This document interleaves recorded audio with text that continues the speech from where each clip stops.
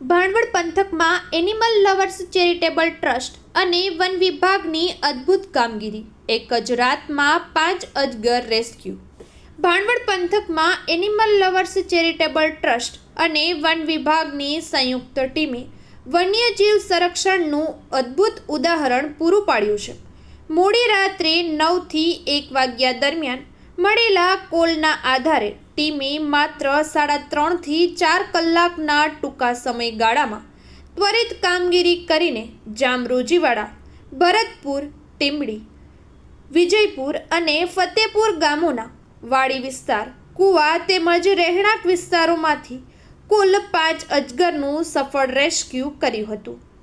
Rescue કરાયેલ તમામ અજગરને પાછળથી બરડાના પ્રાકૃતિક આવાસમાં સુરક્ષિત રીતે મુક્ત કરવામાં આવ્યા હતા.